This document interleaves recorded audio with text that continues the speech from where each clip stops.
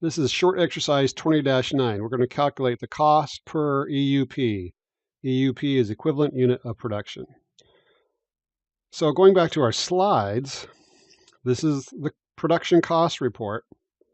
And the step we're doing in this homework assignment is right here.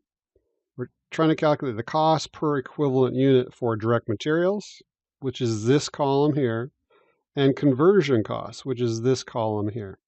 So the way we calculated this $2.80 is we took the total cost to account for direct materials, and divided by the equivalent units of production for direct materials, which is a total of 50,000. So 140,000 divided by 50,000 gives us $2.80.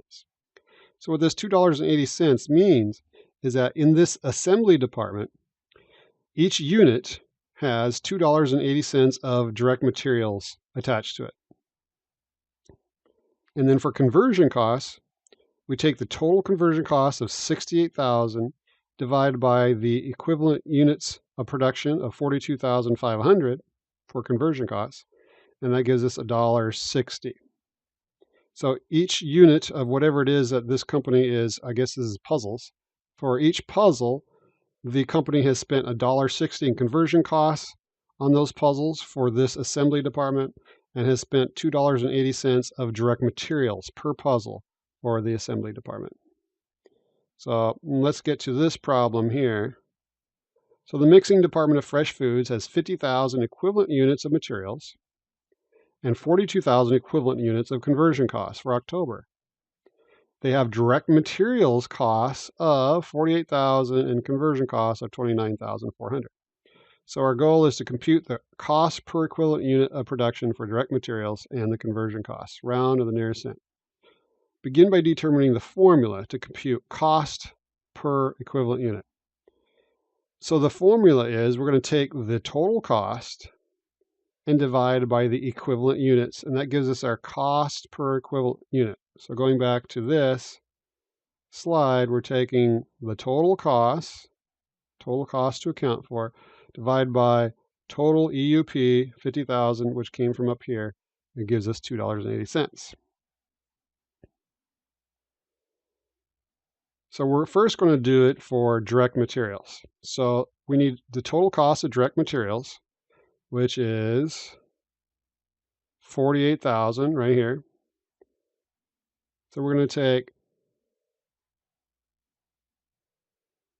$48,000, and we're going to divide by the equivalent units for materials is 50,000. That gives us 0.96. So 96 cents, almost $1. And then we're going to do it for conversion costs.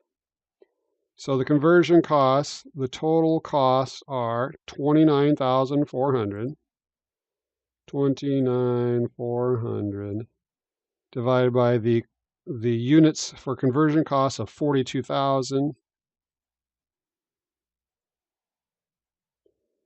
gives us 0.7, so 70 cents.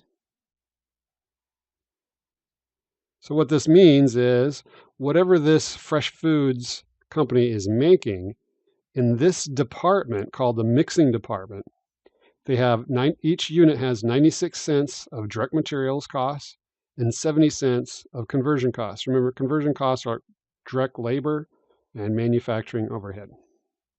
So calculating this will help the company figure out what the total cost is per unit when they go through all of the departments, and then they can calculate how much they need to sell it for.